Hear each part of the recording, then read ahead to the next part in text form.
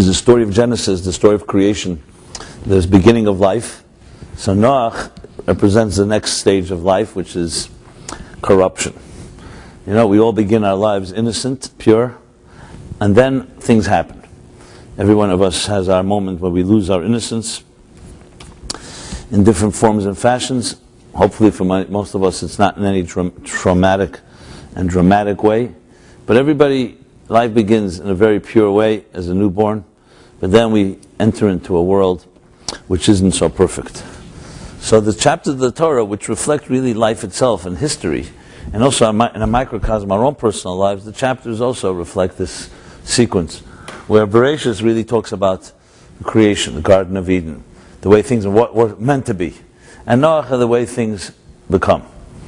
You know, Henry Kissinger writes in his memoirs that when President Nixon resigned during the Watergate scandal in the early 70s, so that last night when they prayed together and Nixon was about to sign his resignation, which of course was a quite unprecedented thing that never happened before, never has happened since, that a sitting president would resign. So Kissinger writes that Nixon, as he was walking out of the Oval Office and to the room where he would sign those papers, he stopped by a big portrait in the White House of John F. Kennedy, the late John F. Kennedy, who was assassinated in 1963. So he stopped by the portrait. There's a famous portrait with Kennedy sitting like in a chair in a very pensive pose, with his head on his arm,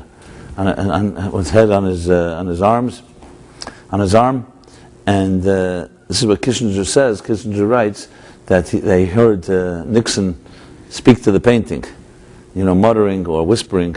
He said to the paintings, they says they love you because you remind them of who they want to be, and they hate me because I remind them of who they are. So John F. Kennedy, Camelot, you know, became like a fantasy. Whether he was or not is another discussion, but at least in people's minds, especially after he was assassinated, he became a god, you know. So he reminds people of who they want to be, and Nixon said, and I remind people of who they are, which explains why Nixon was so hated at the time. So in many ways you can say there are two parts to our lives. There's, you know, who we want to be and who we are. And who we want to be doesn't necessarily mean it's a delusional or an illusion, but usually our dreams and aspirations obviously are something that we're not yet there, or else it wouldn't be a dream. So when we dream and aspire for something, to find, let's say, healthy love in our lives, or to actualize our potential, or in any other way to develop, make our mark on the universe, and whatever shape and form everyone does such, that's a dream and aspiration which hopefully in life we'll get part of it, but it's hard. But usually we don't fulfill all our dreams. And then there's who we are, our present state of being. And Judaism actually likes to put it into three stages. There's how you begin your life in a very pure way, as I said, a very innocent way, but you haven't yet faced the difficulties of life. Then there's life as it breaks us and challenges us, and then there is what we do with that. Do we still continue to grow, and do we still are able to overcome the obstacles or impediments that life has presented each of us in our own way, and find some deeper peace, a greater place to reach to. So in a way, the first chapters of the Torah reflect this. Bereshis is the beginning. You know how things began, the freshly fallen snow before any human being trampled on it. The new child, the newborn child. Noach begins immediately that the world has become corrupt. On a microcosmic level, on an individual, personal level, it's how we have now faced the darkness of life. Whether it's the greed, the corruption, ourselves, or the people around us. And as you'll see, the end of Noach begins a positive, upbeat thing where the world is rebuilt after the great flood. And chapter 3 starts the story of Abraham, who brought great light into this world. So right there, you can say, smack right there, the first 3 chapters of the Torah are a microcosm, are a mirror image of life. How we begin, before we fall, how we fall, and what happens after the fall.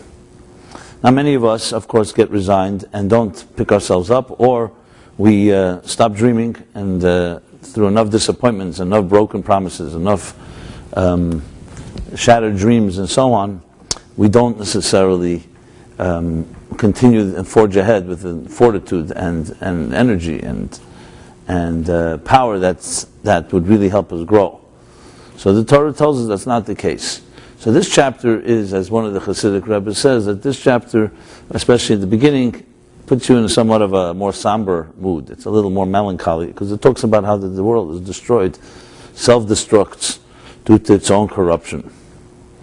And many people compare it to our times today, that capitalism has reached its peak, has reached its edge, where ultimately greed begins to implode, and without the checks and balances, some argue that we're seeing now the end of capitalism as we know it.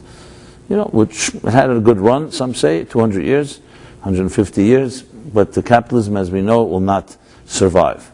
Okay, it's arguable.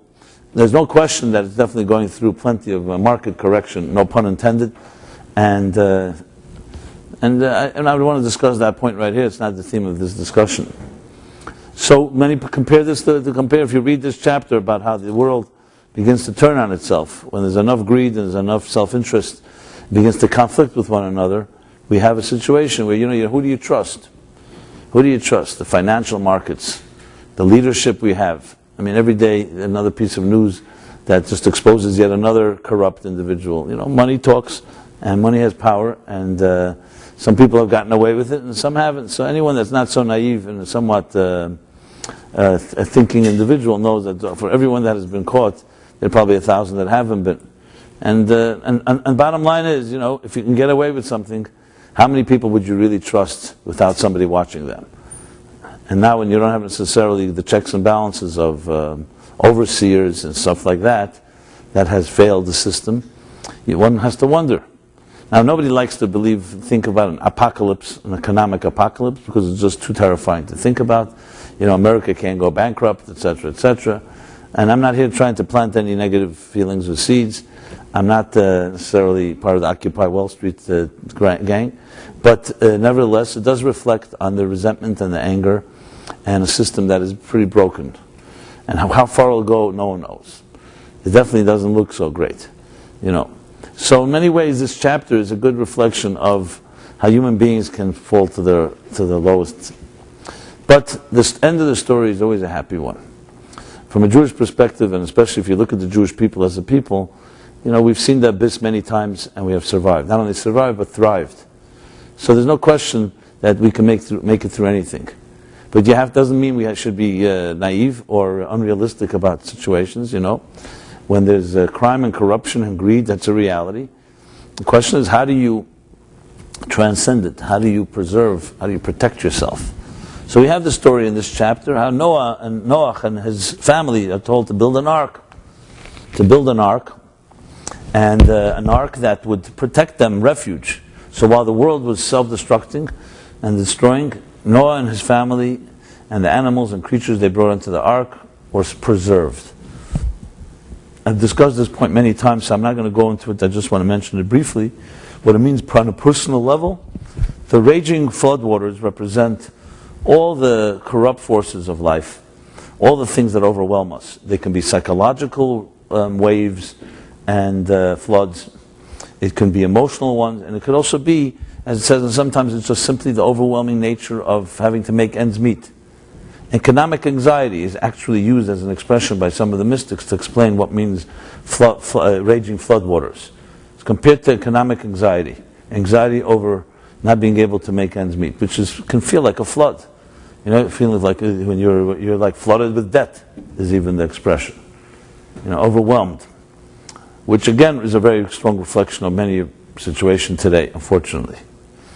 But at the same time, we also live in a very interesting paradoxical world, because we don't live in primitive times. We have unbelievable technologies and tools and blessings and resources available to us, which in a way makes things even more complicated. Because it's one thing if we were living in the Wild West, or we were living maybe we are, but in our illusion, if we were living in a time where there was no progress, not in medicine, not in science, not in technology, not in basically in every area, communications, then so commensurate to that, proportionate to that would be that the world is also quite unevolved, on a personal level, on a moral level. But we live on one end of the spectrum. The world is extremely advanced. Human beings have shown unbelievable prowess and aptitude in how they've developed science and technology, and it continues to grow. I mean, you just have to look at the life expectancy. Just 40 years ago, 50, even 10 years ago, life expectancy was almost 10 years less than it is now. You know, if you go back half a century, it almost doubled from the beginning of the 20th century. You know, all you have to look is, I mean, no one should know of any death. Just open up any obituary column. The average, the age is there, 90, 100, 80, you know, I mean, these are all common numbers. So we see how medicine and how science has advanced. So when you have that contrast, and at the same time, on a personal level, we have unbelievable level of, the misery index is pretty high. Relationships are failing. You know, marriage, 50% ends in divorce. That's legal divorce. How many are divorced except in every possible, emotionally except on paper? And children are suffering. The contrast can be very jolting, because on one hand there's such progress, on the other hand there's such, you can say, you know, we haven't changed at all. And we may be even worse, you know, with the indulgences of our times. So this whole chapter takes on a whole, if you make a very relevant message, maybe now more than ever, even though it's not a flood in this technical, physical sense of water rushing, even though we're having floods too, and I hear a snowstorm is about to come to New York this weekend. Yeah. And not a snowstorm, but a snow. Listen, the weather reports are notoriously impossible to predict. So I'm just sharing what I heard. I mean, you know, we had an earthquake here, right? And we had a hurricane. The only thing missing is a volcano, I think, in the context. Tsunami, I don't think can happen in this part of the world, but who knows? The point is that even the weather has been pretty interesting. If, you know, last year has not been very volatile. Even the weather, and definitely the year itself. You know, this year 2011 is turning out to be maybe one of the most dramatic years in history in the last 50 years. Since World War II, with you know, what's going on in the Muslim Arab world, and what's going on in the economy, and I mean, and it doesn't seem to be stopping with the death of Gaddafi, and all the details, and the rest of what is probably going to come. So we live in a time that is the extremes are very blatant, very glaring. The success and progress on one end, and seemingly on an emotional, personal level, things are pretty bad, you know, and they don't, and as much as many iPads as you may have, it doesn't resolve the emotional issues and the challenges that we personally have to deal with. So the solution in this chapter is that we must build an ark. You want to protect yourself from the floodwaters of life, you have to build some oasis. There's no way around that. That's a rule. What's the oasis? A teva. In Hebrew, the word ark, in this chapter, the word is used teva. Now, in truth, in Hebrew, there are different words for the word of a boat or ship. There's aniyah, there's sfina, and there's teva. Teva is an ark. So the Baal Shem Tov says the word teva has another meaning. The word teva in Hebrew also means letters. Words, actually, words. Os is a letter and teva is a word. So that means essentially that when we are surrounded by by raging floodwaters around us, whatever they may be, as I said, psychological, emotional, economic, whatever they are, the way to protect yourself is not to run away or escape. It's not, obviously, you're not going to manage through swimming it through it. So you build an ark which learns how to float above it, because it creates some insulation.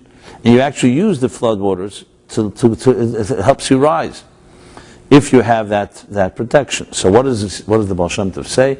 Surround yourself, he says, with the refuge, the ark of refuge of words, of holy words of prayer and holy words of Torah, which is a form of a psychological and spiritual form of an ark that gives you stability even when everything around you may be unstable and uncertain.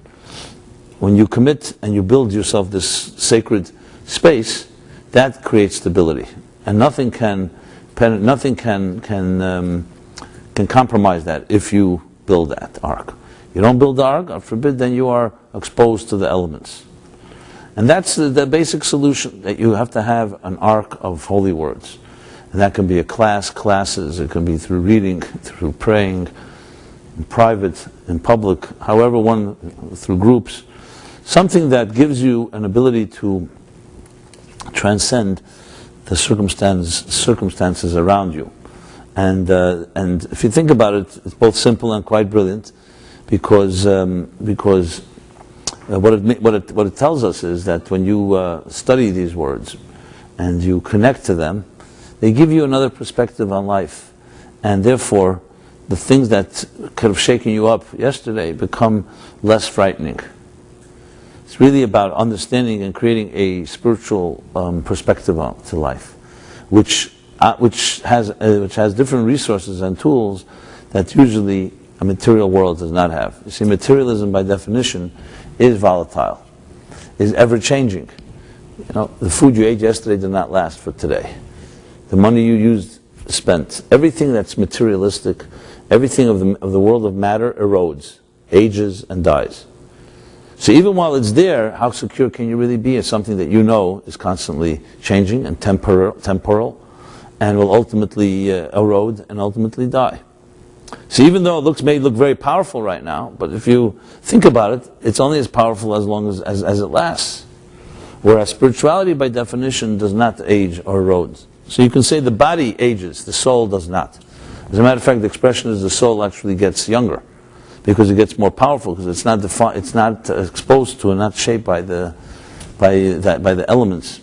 So with years, as the years roll on, you become more powerful because you become wiser and more a broader perspective, more mature. Those are faculties that make a person much more powerful. But we do live in a world that worships matter. It worships youth, and it worships looks, and it worships things that seem powerful for the moment. The sugar-coated power.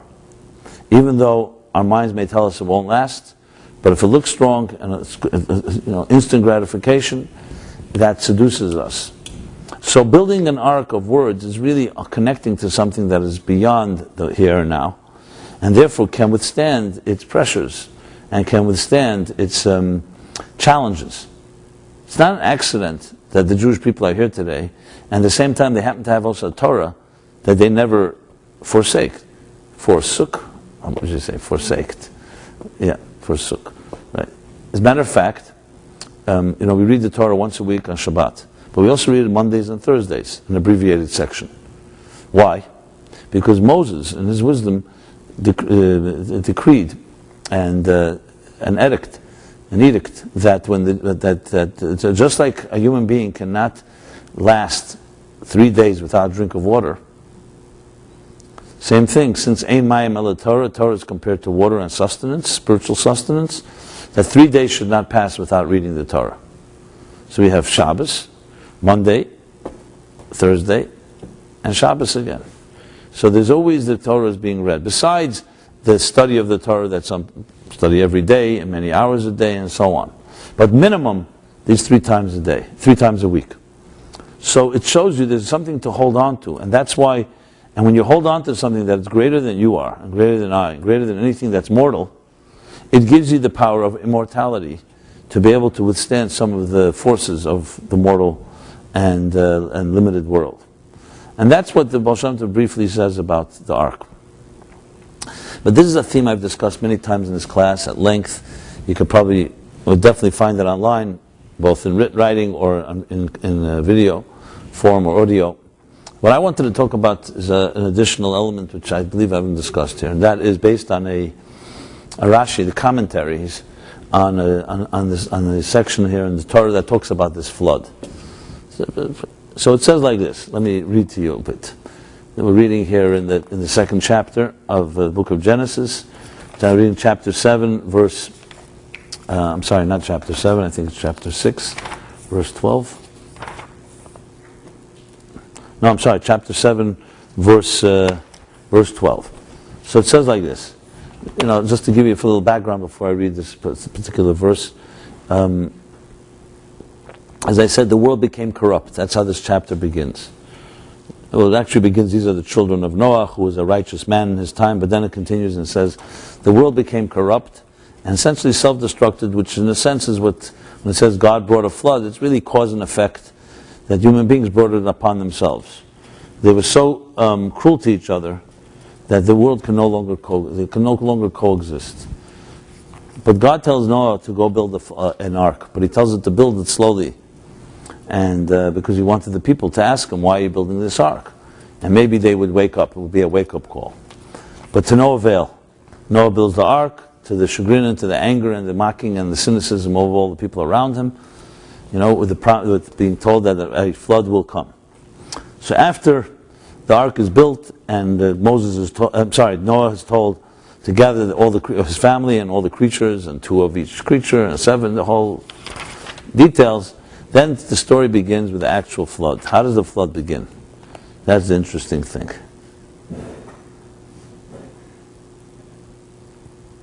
So the verse before says, in the 600th year, Noah's 600th year, in the 2nd month, on the 17th day of the month, and there are 2 opinions when that is, the flood, the heavens opened up, and it began to rain.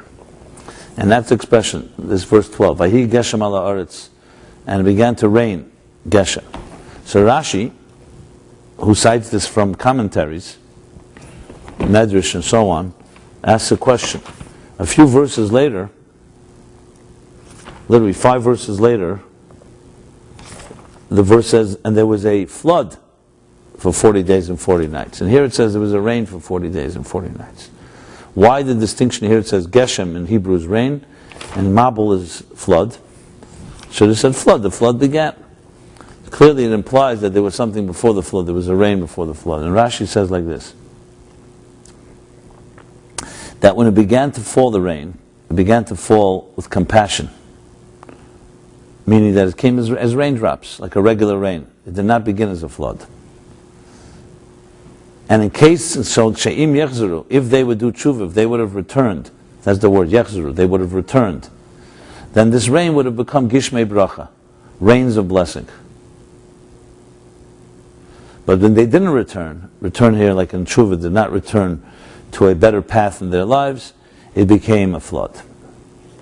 That's Rashi, which is an interesting commentary, and actually poses a few questions. First of all, we've been told many times that the world was so corrupt that they could no longer continue to live. So what is this like last chance here? I mean, they're corrupt or they're not corrupt. God decided the flood is necessary because there's no other option. Human beings had become so self-destructive. And here, it appears that suddenly that they have another chance, that if they do return, it would turn into a rain of blessing. So I want to address this because I think that within this story here, these 2 stages, lies unbelievable and profound lessons to us in our lives. As I mentioned many times in this class, that talk about water.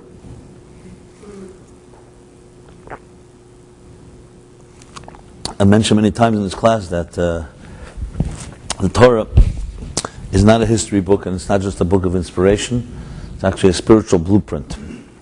So though these events happen at some point in history, but the real message and lesson for us, because there are many parts of the Torah that omit entire chapters, entire details, so that which is told to us is because in essence, especially as the mystics explain it, it's really the spiritual story of our lives. It's a map. It's like a DNA, mapping of the DNA of our psyches and our souls. Am I the only one that's hot in here? Is anybody hot in here? No? Only me? I don't know, maybe just open the door or something.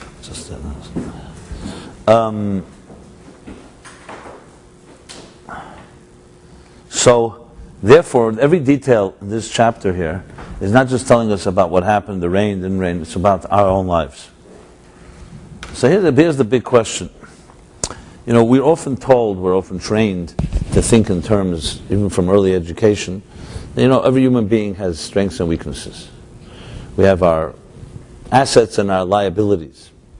We have our deficiencies and we have our unique qualities. And on a very basic level, it's like we try in our lives to minimize the deficiencies, meaning to avoid them or to compensate for them, and focus on our strengths and try to have them dominate in our lives. And everybody has this. Some of us are more cerebral. Some people are more emotional. That's not bad or right. It's not a right or wrong thing. It all depends on how we use it and how we allow it to affect us. Problems begin when a deficiency or some weakness, either you don't see it as a weakness or you allow it to control your life. But there's one area that's harder for us to look at. I mean, in general, we all have blind spots. When people come and speak to me about different matters, especially when they're more serious issues, I often ask the individual whether they have any blind spots. So I'll never forget one person telling me, yes, I have blind spots, but I know what they are. Which of course did not make me feel very good.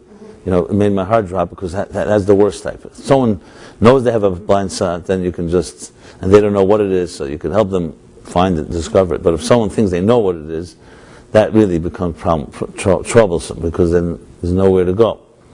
So, one of the biggest blind spots we have is in the area that is much more complicated than just looking at your strengths and your weaknesses. Strengths and weaknesses relatively, if you're an objective person, an honest person, and you go for honest, objective advice, you can usually identify what your strengths are, your weaknesses are. Confusion and problems begin in life, what we call the snowball effect, where something that has strengths become your liability. That's not just your deficiency or your weakness, it's your own strength that becomes your own worst enemy. And that's where it gets much more complicated. Just to use an example, the Torah talks about bias, the power of bias. And the word it uses in the book of Deuteronomy, in Dvarim, it says, "Hasheichid ya'aver einei chachamim." Sheichid is bribery, bias. It blinds the eyes of the wise. That's what the Torah says. And it distorts the tongue of the righteous. So the question is asked, if the person can be bought, if it blinds the eyes of the person and distorts his tongue or her tongue, why does the Torah call them chachamim, wise, or tzaddikim, righteous? Righteous people and wise people would seemingly be immune to this type of to bias or to bribery or to any other form of corruption. And the answer is, no, that's not the case. Everyone is capable of being biased. And the worst person is a wise person. Because when a wise person is biased, they use their wisdom to cover their tracks. And they use their wisdom to convince themselves that they're objective.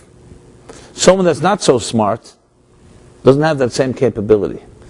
So you'll see in history some of the greatest damage done, in most cases, due to someone who had a lot of power, and it was just misused or abused. So what is most dangerous in a person's life is not necessarily our weaknesses. It's our strengths when we don't know how to use them, or we misuse them, or they become distorted by our own biases.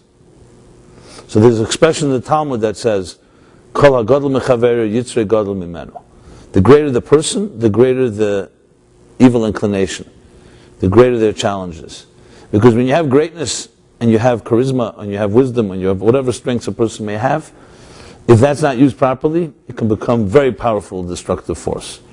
A mediocre person can never do as much damage as a very skilled person, because they just don't have the same energy. Just like passion. Passion is a great thing in life, but if it's misguided, it can become a very destructive force, like fire. I mean, look at what religious passion can do. Religious passion can bring and build the most beautiful things in this world, noble acts of self-sacrifice, but it could also turn into a very destructive force that we've seen throughout history. Religious passions, what they've done, including in our times. Love, one of the most powerful forces in life, when someone is in love. So we know what it can do. People will do anything for love. But look how much destruction is also caused when a person in love and is lacking discipline. Sexuality. Every powerful force in life is like a fire. And fire is necessary for life. We don't have fire, we don't have warmth and light. But if the sun gets too close to Earth, it burns it up. So strengths that we have are not that simple to just say we have a strength and that's it, and let's just worry about our weaknesses. The biggest challenge a person may have in life is figuring out what their strengths are and make sure their strengths are not being used against themselves. I don't want to compare it, but just one of the worst diseases that doctors will diagnose is when the body turns on itself. When it rejects its own antibodies, or the immune system begins to attack itself. That means that your strengths become your liabilities. God forbid. So psychologically, emotionally, this is also so. And this is part of what the message here with the rain and the flood. Take our society today, I mentioned before, the paradox, the contrast.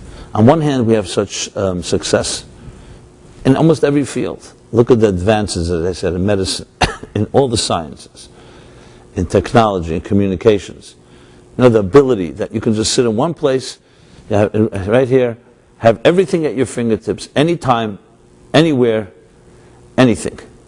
You know, those the three things. All information at any time, anywhere. It's amazing. It's like a miracle, where time and space are melting down as we speak, to the point where we are able to communicate, reach each other, and be able to literally defy time and space, like never before. And yet there's the contrast of the rest of our lives, our personal lives. Does it make our relationships better? Some argue it makes our relationships worse. This whole, the internet, Facebook, texting, it distracts people. Some argue that it's good for multitasking, but is it really good for focus? You know, you sit with someone in a room, someone you care about, and you know, today it's already considered to be etiquette that both people check their texts throughout the meeting. And you know, I was once in a car, and I was trying to get somebody's attention, and he ignored me. So I text a message to him. So he says, "Why are you texting me? You're sitting right next to me." But I got his attention, you know, for a short while. So I'm not from the fire and brimstone attack on technology. I think it's a great gift. But there you have an example. It's a great blessing and a gift, and when misused, it can completely destroy a person's life. Pornographic addiction has, no one even knows the statistics, how it's completely accelerated, because today you can just sit in the privacy of your own room. You don't have to go outside, which of course means that you're not accountable, the anonymity, etc., etc. I'm just using examples. This has nothing to do with technology being bad or good. Technology is like fire, like I mentioned, like a knife. Is a knife good or bad? It depends. If you cut the food with it, it's good. If you stab someone, God forbid, it's bad. Every weapon is in that sense. So the things that are strong in life are the things that are also the most dangerous. And in our times we see it very, very clearly, where things can go in both directions. So there's another expression, for example, King Solomon writes, "More knowledge, more pain." Or everyone knows the cliche, ignorance is bliss. So which do you prefer? Well, those that are ignorant usually like knowledge, and those that have knowledge like ignorance. But it's too late, you know. Once you know, the cat's out of the bag. And but there is knowledge, more pain. The more aware you are of things, the more sensitive you are, the more pain you will have in your life. Look, it would be very nice, man, to be an island unto himself. If we were not dependent on anyone, if we did not need love, and we not need to give love, imagine life. You can never be hurt. And I know some people who actually aspire to that state because they've been hurt in relationships. They've been hurt by parents, they've been hurt by potential spouses, by boyfriends, by girlfriends. And what happens when a person is hurt? You know, there's a natural reaction. You even have it in the animal kingdom. If you put your hand in fire once, okay, a second time, next time fire comes close to you, you're automatically going to have a knee-jerk reaction. So psychologically, emotionally, if we've been hurt in relationships, we are naturally going to put up some extra defense mechanisms. It may not even be in our control. It's just a natural instinct of a person protecting themselves. And there are people who refuse to have children in this world because they've been hurt as children. They don't want to hurt their own children. They don't want to bring children into a dark world. You know, we all have heard this, and maybe some of you know people who think this way. I'm not judging anyone. I know where it comes from, but is that the solution? Does that turn you into a proactive person, or that makes you into a bigger victim? Some people avoid love. They want to have relationships without commitment. They want to have an exit strategy, a back door, because they've been hurt. Yeah, I'm not judging. I'm just trying to point out how powerful forces in life, love, in this case, can become a great strength or can become a great liability. So the challenge is how to figure out how to not to avoid our strengths, but on the contrary, how to channel them and how to use them. So how does one really deal with that? How does one deal with those strengths? Is it better not to access them because they can cause danger, damage? There were philosophers, there were thinkers that said, the masses, everyone knows the poem, the masses are, masses are asses, and therefore better not to think too much. Those that have no choice, let them think, but the rest should not think. Give them a system they can follow, and ignorance is bliss, and so on. You ever read 1984, George Orwell? A futuristic society. Just keep people lobotomized as much as possible because life is too complicated, and so on. Those that have no choice, no choice. But if you can control it, give people less information, less. I know for some of us that's repulsive. What does that mean? Controlling other people's minds, etc., etc. But the argument could be made that people don't really know how to make choices for themselves. I know it sounds very anti-democratic and it sounds almost like Middle Ages, but don't kid yourself. Even our systems today, even in a democratic country like the United States, has plenty of elements of that type of attitude. I mean, the whole electoral college in the elections, where do you think that comes from? It was because, and that someone can win the popular vote in the United States and lose the election, because because it's all about the electors in each state, is based on that principle that most people do not know how to elect a leader. So officially it was set up in the beginning of the founding of this country that people would be actually voting for electors. You're voting for representatives who they will vote for the president. Now, today they just automatically vote, but each state, therefore, is represented not by single numbers. The United States, if New York has 39 million people, they have 39 electors, like we have 39 representatives. So basically you can win the majority of the New York vote, but you still only get 39 electors.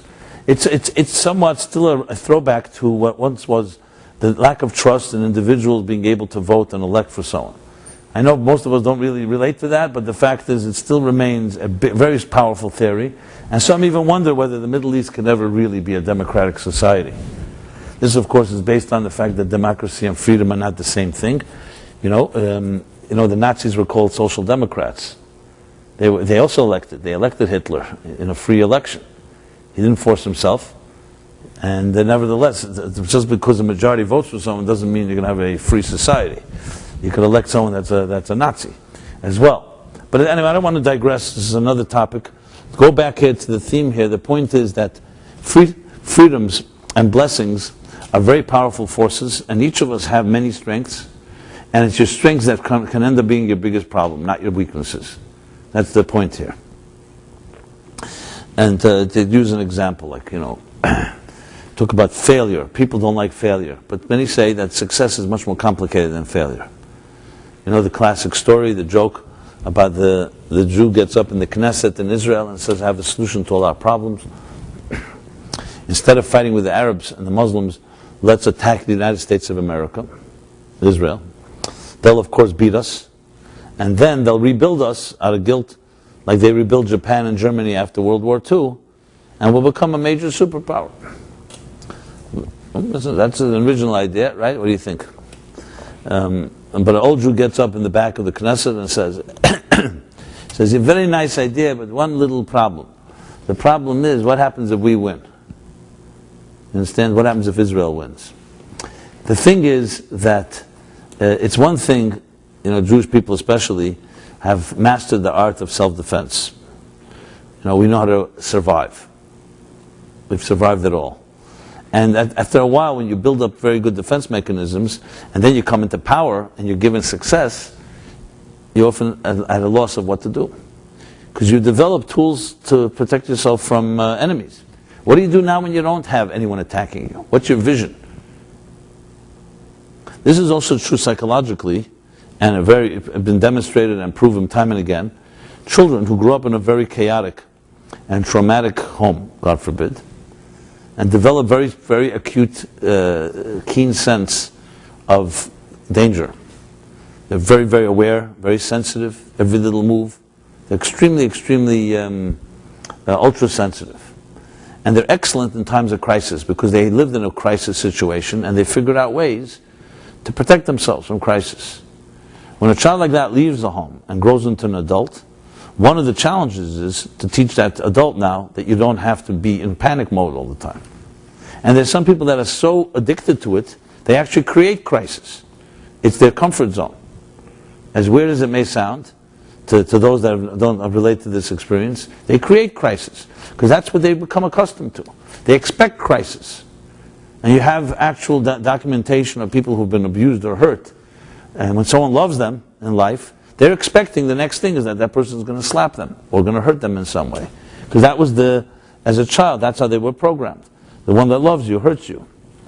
So it takes years and it takes work to develop an attitude that you don't have to be in crisis mode all the time. That you could develop a stable environment, a stable relationships. The point is that I'm making here is that you could see from this that that any type of that failure sometimes becomes easier than success. So when you are freed and you have abilities and you have the ability to do whatever you wish, but you're not accustomed to it, it's not an easy thing to master.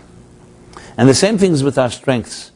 Our strengths are the most complicated to deal with precisely because they're your strengths. So they delude us into thinking, hey, that's my strength, that's not my problem. It's not true.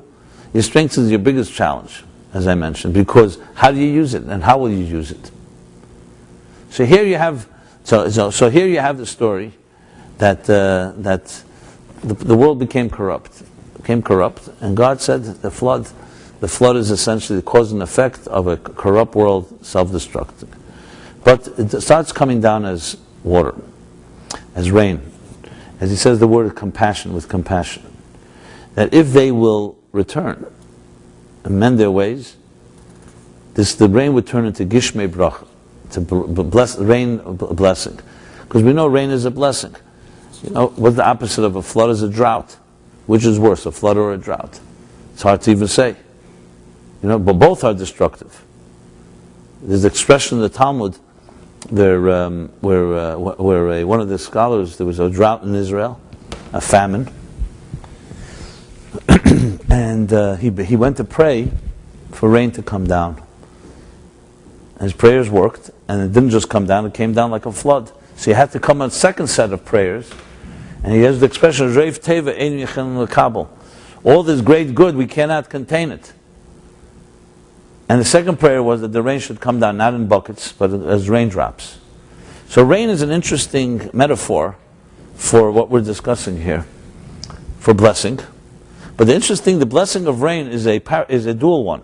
It's not just that water is pouring, because if it comes pouring in flood, it'll destroy fields. It will destroy a field just as bad as a drought. It has to come down as raindrops. Gishmei bracha means, sometimes you say gvura is geshamim, it's called chesed shebe gvura. That the chesed, the love, comes measured, seasoned, it's measured. Think of a teacher who's just doesn't know how to stop and control, gas without brakes, and just overwhelms students with all his knowledge or her knowledge. The wisdom of transmitting ideas, transmitting love to children, to students, to equals, to adults, is not just to know how to give. It's to know how to measure the giving in a way that the person can contain it.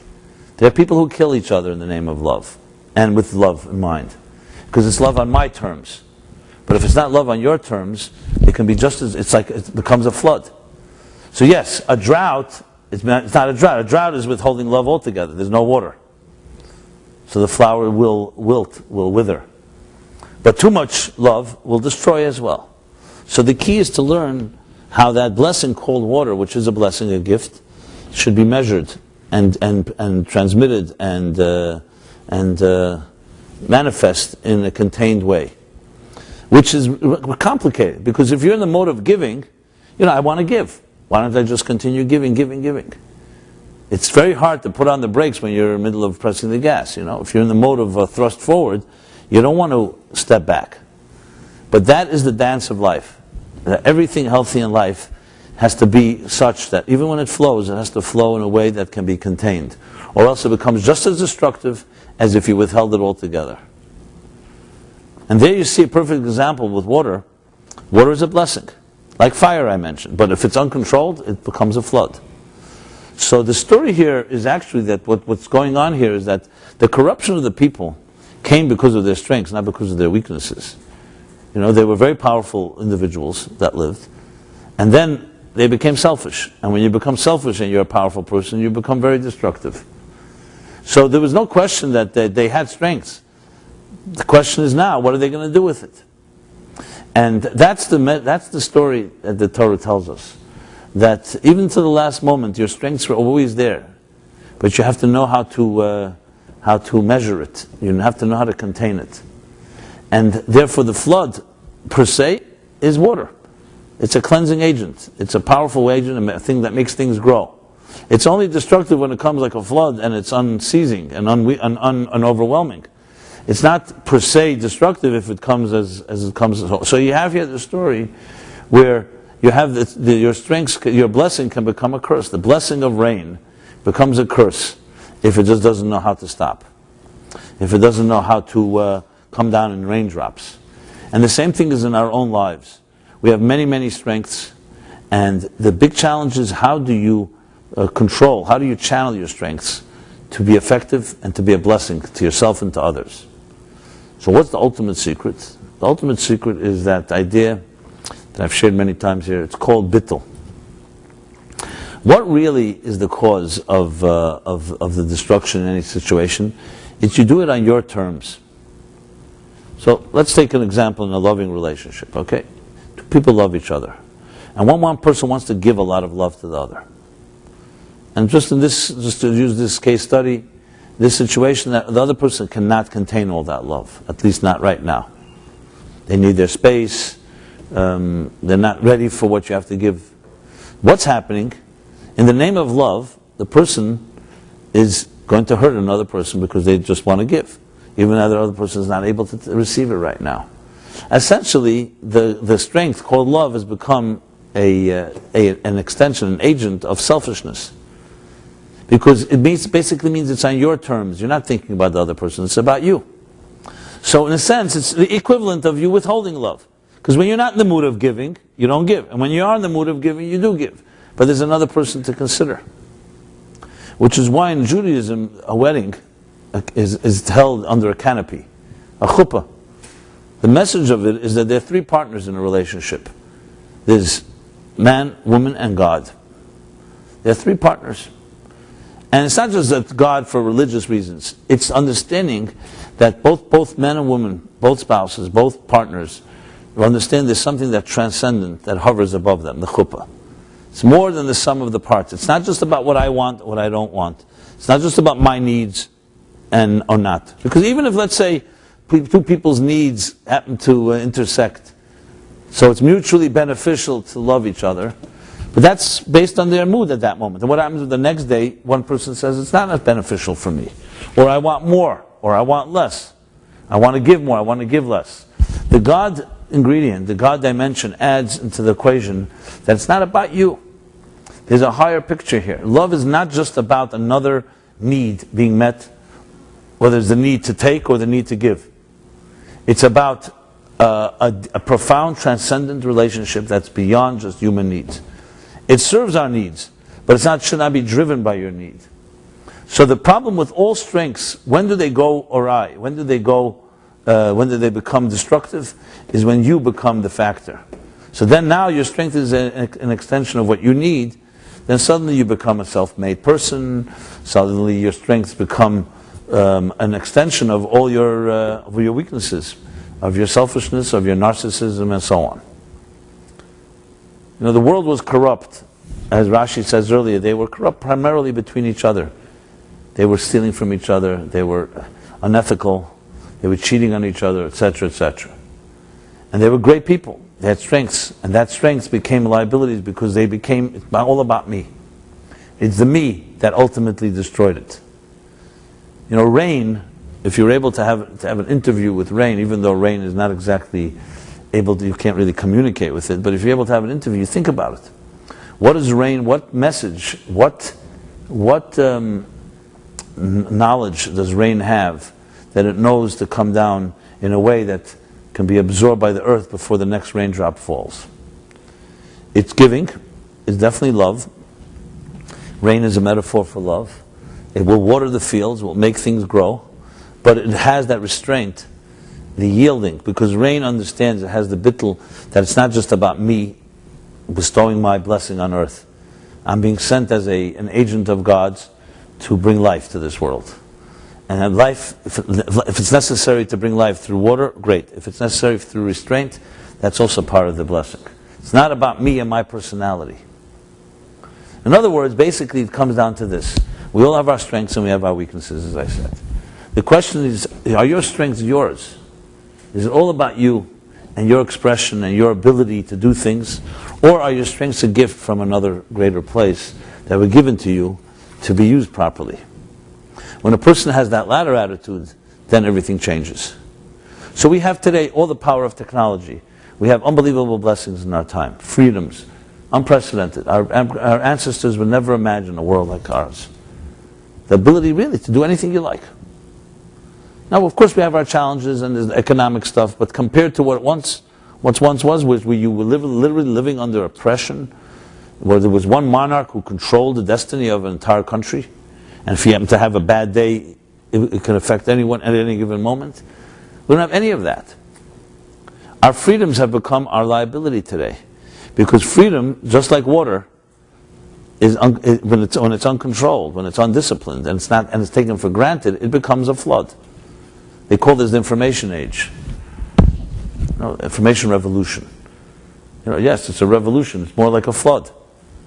Today you need people telling you which information not to look at, because there's so much flowing. Once upon a time, trade secrets, corporate secrets, were held so.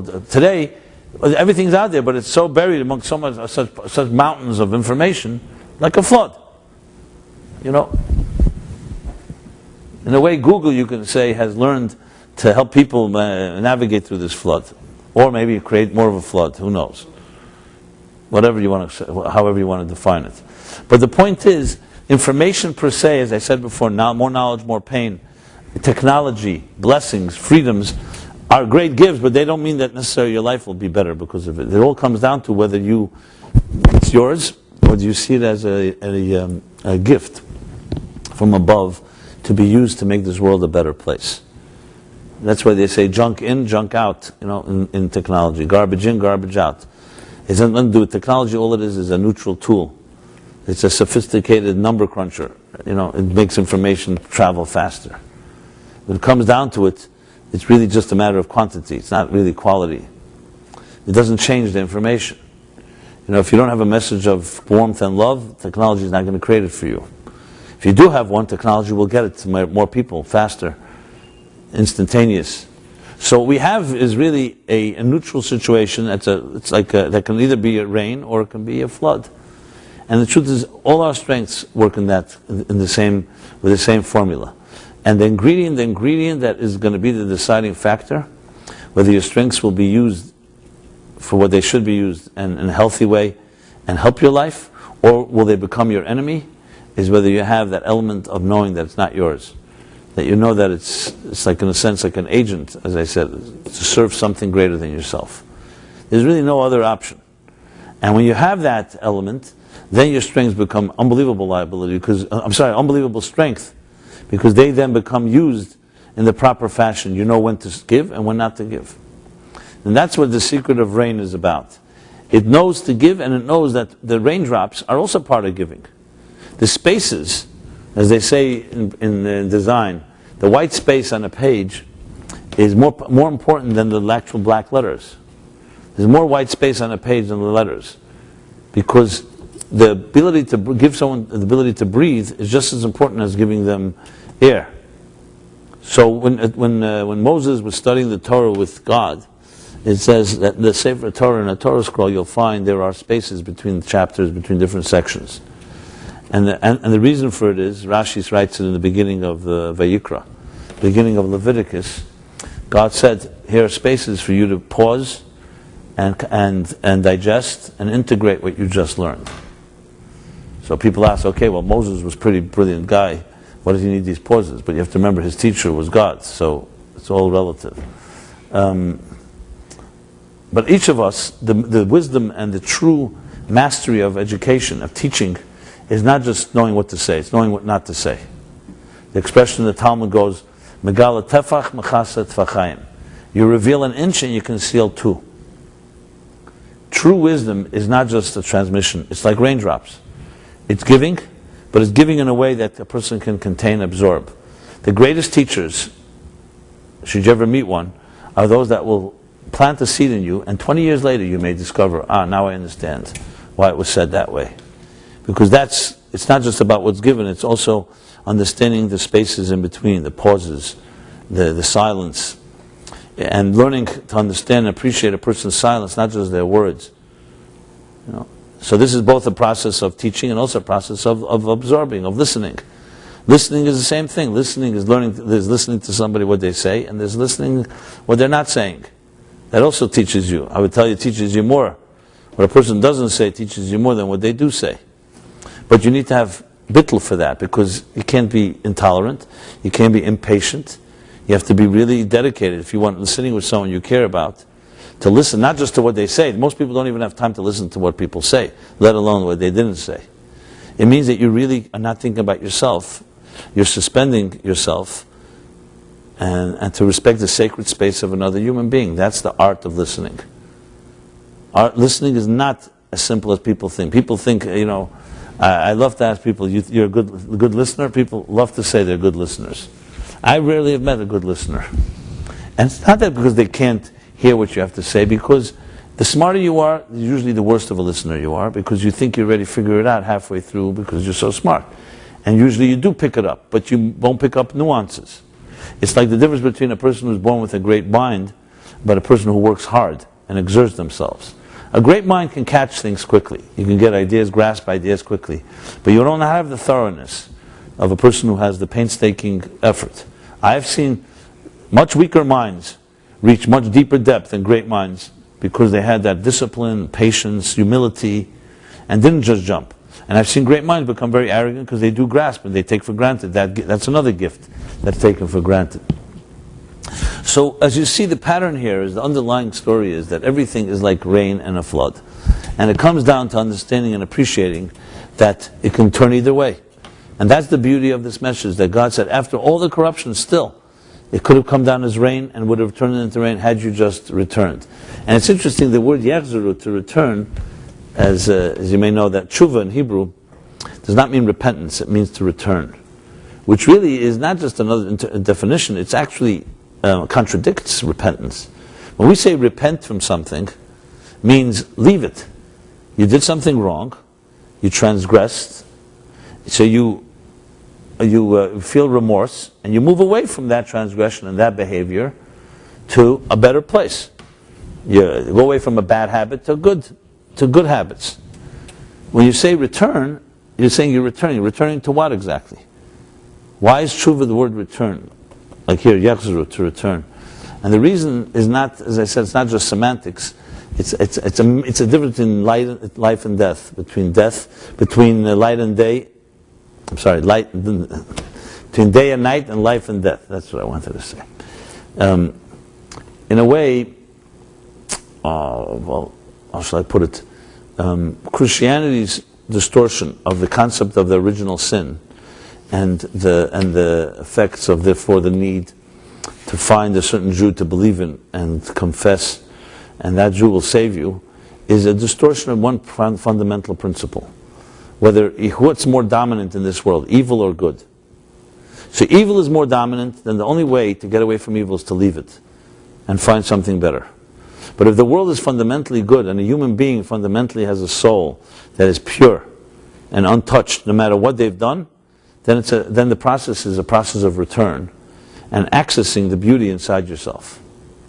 So the word, whether you say someone repents or someone returns, is not just a small matter. It's a major difference, a philosophical and psychological difference of how we look at each other.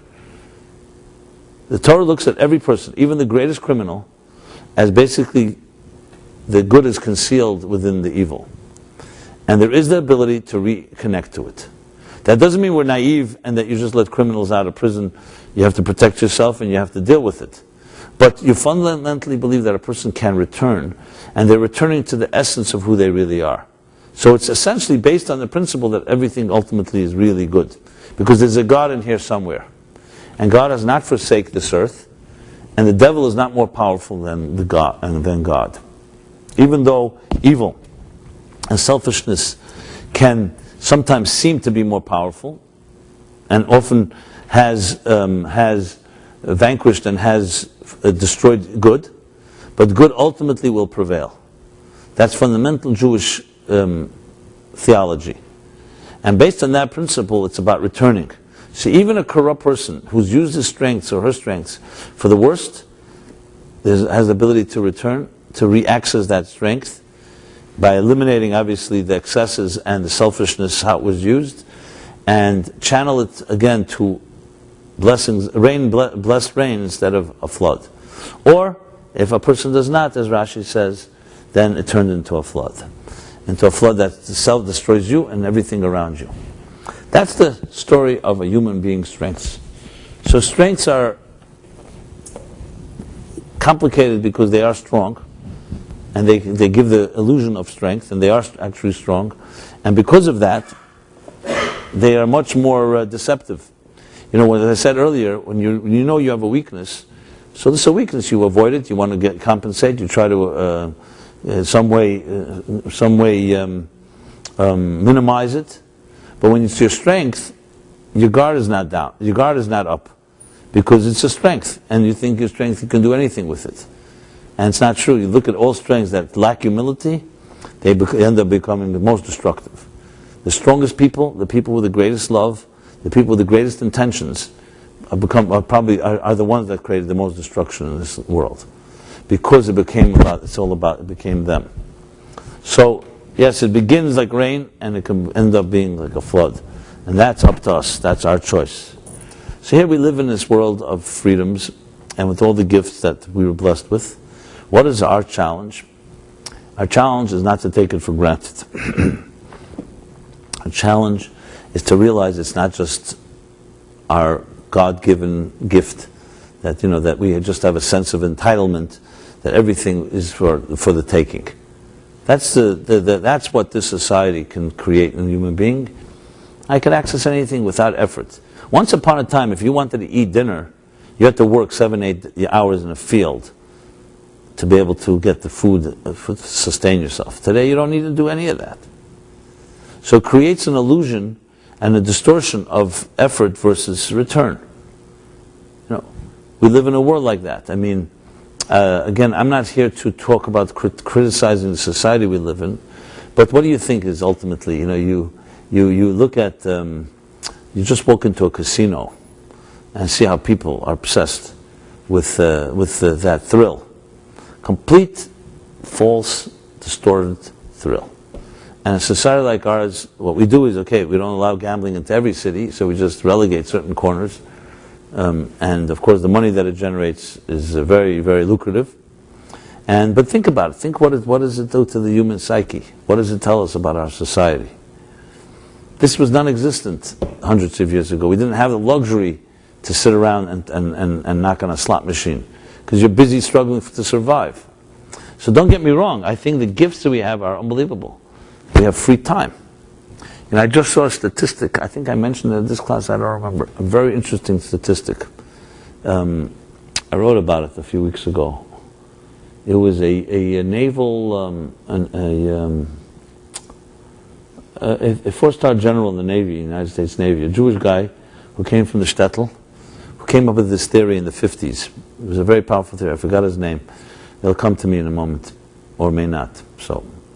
But if you want the information, I can send it to you. He in the 50s, he gave this talk, and he said that in the last 100 years, basically from 1850 to 1950, approximately, listen to this statistic. It's mind-blowing because it captures, in essence, all our progress. 96% of energy generated in 1850 was through humans and animals. And in 1950, 94% is generated through fossil fuels and through other energy sources. I mean, that's a mind-boggling statistic. Because on a very, very, very basic level, what happened to human beings in these 100 years? What happened to the 96% of they basically don't have to spend any energy. You know? So they don't. So what happens to all that free time? So that free time created the ability to start developing unbelievable amounts of wealth, you know, through industrialization and stuff like that. But think about it, that. I mean, it's not.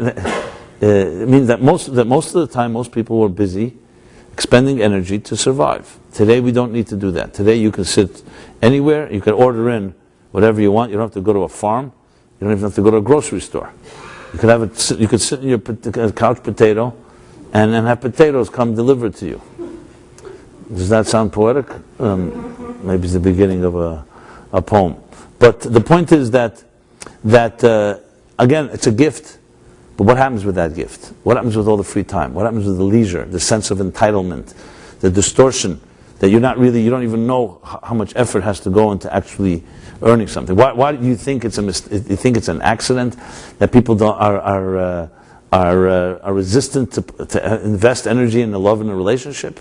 When everything else in life is distorted in how much investment you need, why would you invest in difficulties that are unnecessary?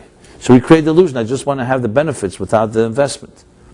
The distortions are tremendous. It would take a major scientific study to talk about all the possible distortions because they don't stop. We're inundated by it. Let's just take television. Now, television is, again, a great gift, a great blessing. But let's talk about the other side of television. Television creates a reality, a soap opera, that's completely illusion. And you can live your life. I know people who will not miss an episode of a soap opera. They must see the next. They're living their lives vicariously through another person. It's not even through another real person. It's through an illusion. We're not even getting into the power of the seductive power and hypnotic power of the visual, the television. You know? And again, it's all blessings, but it's blessings that create major distortions, and there's a lack of sense. Once you have no God, and you don't have to answer to anything higher than you are, then all these comforts become a major noose around our neck. And at some point it has to affect our psyches. There's no question about it.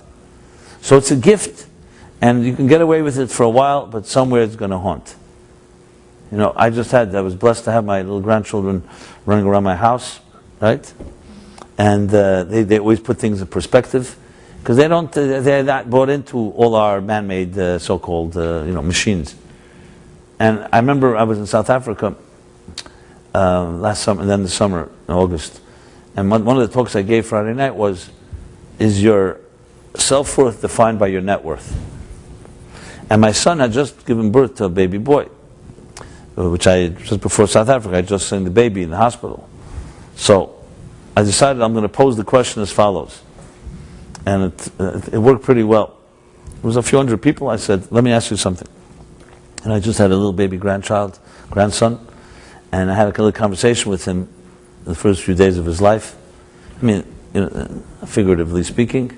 And I asked him, I said, "I'm going to be speaking about this thing called is your self-worth defined by your net worth?" And I asked him, what does he think about that? And he said to me, this is again, imaginary conversation. He said to me, "What's net worth? What is it?" And so I asked the audience, I said, "So tell me, is he closer to the truth, or are we closer to the truth?" We know what net worth is. We know very well what it is, And here's a child, you ask a child, he's too young to speak, but ask a child what's net worth, they don't even know what it is. After a while, we're going to teach them. As soon as you know what net worth, you already have compromised your self-worth. So we create a whole other reality. As I get older, I come to realize the people closest to the truth are the younger you are, the closer you are. And after that, it's all downhill. However, we're not doomed, because as you get older and you realize that is our redemption. By realizing what is real and what's not real. And without that, all our freedoms and all our gifts are absolutely not only not meaningless, they are destructive. They will be destructive. It's understanding that these are tools, and your mission in this world, that you were sent here to serve, to fulfill something, to make a contribution, a mark in this world, that only you can make. Without that knowledge and awareness, everything else is secondary. Everything else is meaningless. You can have the most sophisticated tool chest, and with all the money in the world, but if you have no clue why you're here, or that you're here for a purpose that's higher than yourself, that whole tool chest, all those gifts will become a gilded cage. You know, a gilded cage. I remember meeting someone who came to this class. She doesn't live here any longer. She lives in Israel now. But she told me, I grew up in a palace. She had all the money in the world. She spent 4 months a year on the Mediterranean on a boat. Father owned an island and all kinds of things. And she said, I was a slave. I was a slave in the biggest castle on earth. I came home with 10 nannies and no love. My parents did not get along. It was just an empty dungeon. You know. Now, not to say wealth is not a blessing. All the gifts are not a blessing. But when you're lacking the purpose, all these things are really just like basically tools, like having a tool chest. You don't know what to build with it. You know, what could you do with a very good tool chest? Technology is a tool chest. It's a sophisticated one. It's a speedy one. It creates the illusion of power. I mean, has Facebook really created any real friendships? You know, it definitely is a tool. If you have a friend that's a true friend before Facebook existed, it's definitely a tool to communicate, just like email is or other is. But to make a friend out of it, yeah, it's a good way to check up on people and stuff like that. And I don't see it as a curse. I'm on it. I see that for me, it's basically just a tool, not obsessed with it. But you see both sides to it. I know people who are just completely addicted, and they just cannot, for a second, not check up on whatever they're checking up on, status or whatever it is, you know. And how many times can you click? And I've been guilty myself. Sometimes you're just sitting there and you're this. It's so easy. You just start clicking your mouse on Windows, and it means it's endless. You ever try like a free fall search on the internet? I mean, you can find anything. And you could just go to YouTube and watch videos like for every piece of music you've ever can dream of. I mean, it's pretty daunting. But is this a gift? Yeah, it's a gift that you have access like that. But without purpose, what's this all access about? What does it all come down to? So I remember a fellow, he's no longer with us, but I once spoke here in Manhattan, Shabbaton, about mission statement. Every person, just like a business can't function without a mission statement, can you function without a mission statement? Personal mission statement. You know, as I said, business is impossible, so can you? And what's your mission statement? So immediately, whenever I ask the question, people immediately say, my mission statement is to be a happy person. You know, to build a good family, to make whatever, to contributions to this world. But let me ask you something. If that's a mission statement, that's the equivalent of a business saying its mission statement is to be a successful business. Its mission is to make money. That's not a mission statement. A mission statement has to be exclusive, unique, short, to the point, that's unique to this company. What's your personal mission statement? To be happy is equivalent of saying that a company, our mission is to make money. That's not a mission. You're not going to get any investments based on that. Every company should be making money. And it's not a mission to say we'll have a healthy working environment and everybody's going to be happy. So this is not a simple question to answer, because firstly, most of us have never thought about it. No one ever forced us to think in terms of, you know, I must have a mission. And suddenly you're thrust in the world, you're 20, 30 years old, and you're already working, and someone says to you, hey, you know, mission statement, that's a nice thought. But now you're already on the merry-go-round. You're now going 90 miles an hour. It's not like you have the luxury to step back and say, okay, let me figure out what my mission is. It's like a company that's been running for 20 years, and people look at each other and say, 1 second, why are we doing all of this? You know? Now, in a company, it won't happen because money will come back, is a reality check. In our personal lives, we're not accountable to anybody. So you can go on, you can spend 90 years of your life and not know that you have a mission, not even live up to a mission. So I remember this fellow, after I gave this talk, came over to me, it was on Shabbos, and he said to me, I want to tell you a story that happened with me when I was a young man. It happened with the Lubavitcher Rebbe. He was a student, and he had gone into the Rebbe to ask him for advice. He wanted to go off to some universities to study and so on. His intentions were good. And the Rebbe said, I think you should still stay in yeshiva and finish your Torah studies before you go to university. And he began to argue with the Rebbe and say, why? Now this guy happened to like mathematics and geometry particularly. So he told me the story. He says the Rebbe took out a piece of paper and asked him to draw a circle, a perfect circle. So he took a pencil and he drew a circle. Is this a perfect circle? The Rebbe asked him. He said, look, Rebbe, I can't make a perfect circle. It's very hard. No human being can make a perfect circle. What will it take for you to make a perfect circle? I need a compass.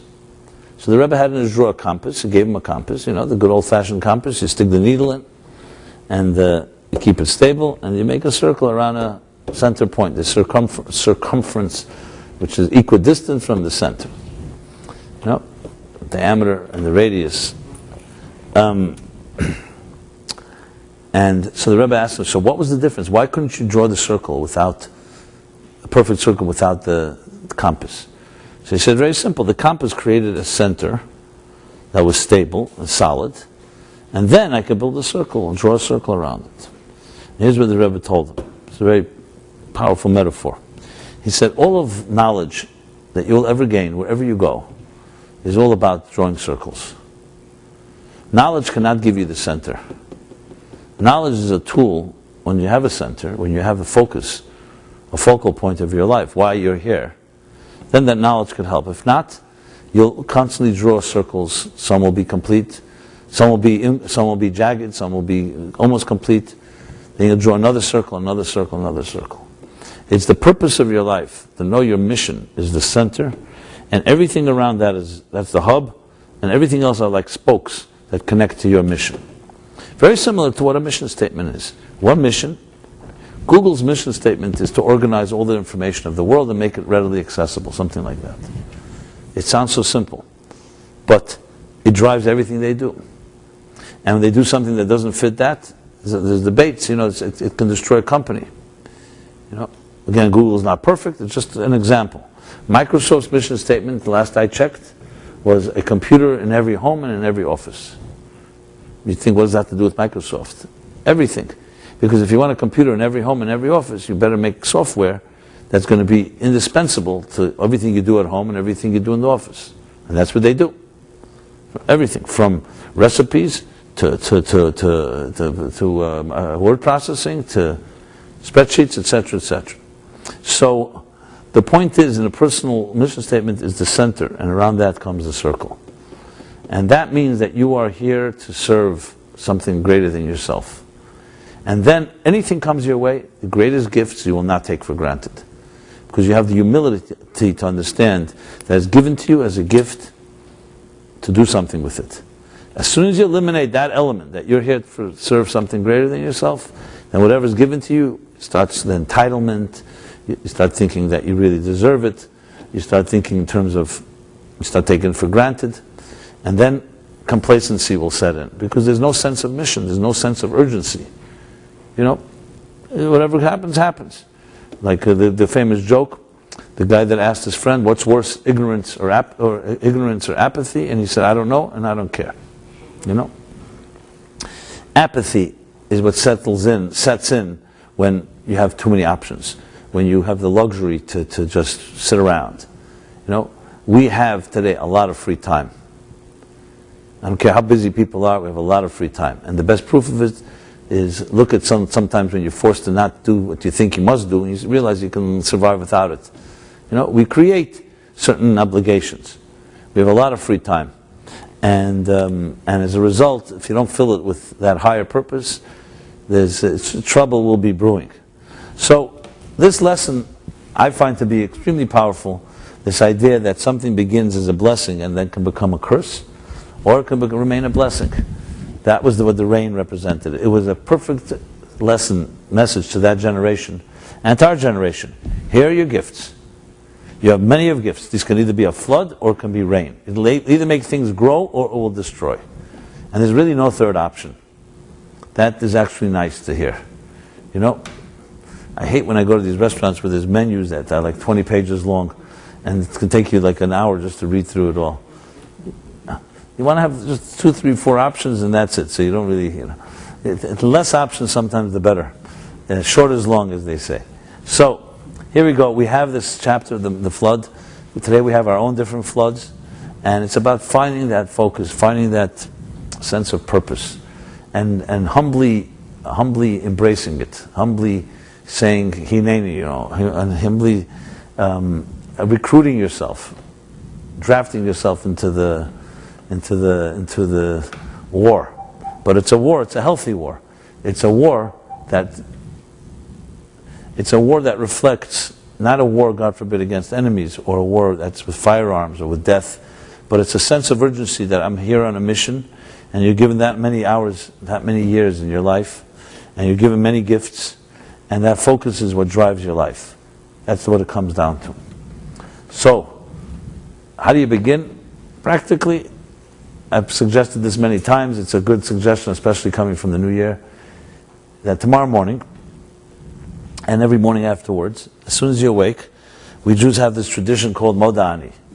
Acknowledge to you for returning my soul to me. That's what we say. It's essentially declaring your mission statement. It's declaring thank you for renewing my contract for another day and giving me a mission in this world to accomplish. Just to focus on that, instead of focusing on like all the other things you're going to be doing that day, just to use the fresh few minutes that as soon as you're awake, to think about the hub of your life, the center, your soul, how it is sent to express itself in this world, as opposed to all the things you're going to be doing, which are the spokes. Those are the details. The 100 or 200 things that you'll do every day, whether it's commuting and coffee breaks and tea breaks and meetings and stuff or whatever it is.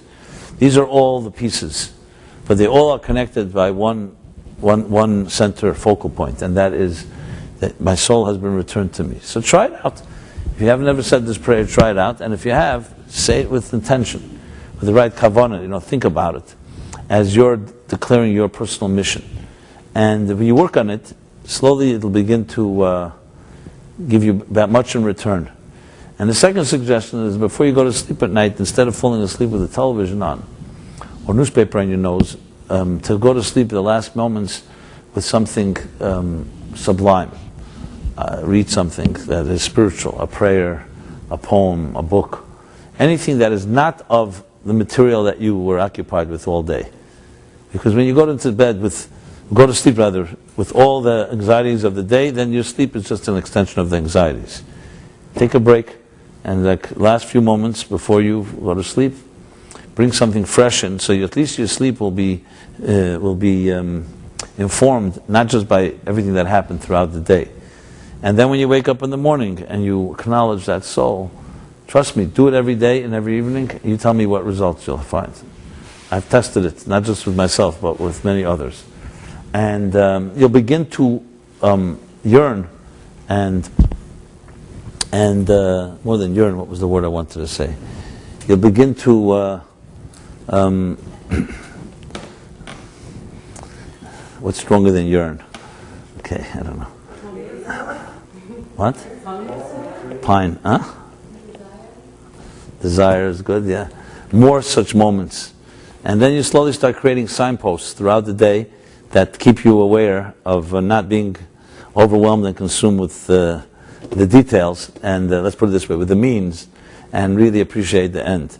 That's what it comes down to. Try it out and see how it works. Look, to discover your personal mission, on the other hand, takes some time. But if you like, if any of you have never seen, I've written up actually an article that's for this week's chapter. And many years ago, I wrote it a few years ago, that can help you get, if you want to discover your mission statement, it's like a whole bunch of series of questions that you can help analyze your life a bit and perhaps help you discover something deeper of what your mission is about. So if any of you are interested, just email us or email me or the office, and I'll be happy to send that to you. So with that being said, I wish everyone a good year as we exit the new month, the new year, the first month of the new year. And we enter into the next month of Cheshvan, which is actually devoid of holidays. May each of us have a very blessed year in all the things we need, beginning with those that need to find their soulmate and their love of their life. May you find that in easy fashion, and those that need to be blessed with health or parnasa, livelihood, less anxiety or no anxiety. May you be blessed with that. Children, healthy children, and all the nachas and all the joy that life that each of us deserves. So may we all be blessed with that. And remember that it's about what you build that helps, that creates the containers. Beginning from building your little ark, which is the words. No, the modani I mentioned in the morning, the prayer you say at night. These are words that are an oasis and are a type of insulation from some of the raging flood waters around us, and they put things in perspective. You know, I should mention Shabbos, for example, is a perfect example of another oasis. You take a day off, all these technologies, everything is off. It's very refreshing and very cleansing. Just to use another example. But you'll find many, many examples throughout the day that give you the ability to become empowered again. Instead of you becoming a slave. You know, the definition of addiction is that you become the slave and the thing that you're addicted to becomes the master. Technology could also be that way. And the same thing, all our indulgences and all our freedoms. The key is that you should be the captain of the ship, and these are all your arsenal to be able to fulfill your mission. So, as always, it's an honor to spend some time with you and to be part of the dignity of your spiritual journey. And please see me and Meaningful Life Center as a resource. Friends, if you have not left your email address, please do so. We'll be happy to stay in touch. If you have any questions, anything I could be of help, or Velvel, please absolutely call upon us. Don't be bashful. Now, with that also, this class is dedicated to Steve Lazarus' birthday, which was yesterday. Admiral Chaim Rickover, who's that? That's the four-star general that you were. Oh, right, okay, that's correct. That's his name, Chaim Rickover. He's the one that came up with that thing. And Philip Nammerworth, who's a longtime student and colleague of mine, will be having his class tomorrow night at 7 p.m. If you want details, just call us, or you can contact Philip, or send us an email. And what else can I say? Anything else, Velvel? We also coming to the conclusion of the 60 days. Those who have been getting the emails or know the book. But, you know, every end is always the beginning of another stage. Hopefully I'll create another book for the next 2 months. And not yet, but we'll soon get there. And may, as I said, may it be a very blessed year. A year where we learn how to ride some of the waves of the unknown and uncertain waters ahead of us. So everyone have a great night, and I hope to see you again next week. I shall resume, and I say bid everybody good night and good day wherever you may be in the world, whether it's here or New Zealand. Good night.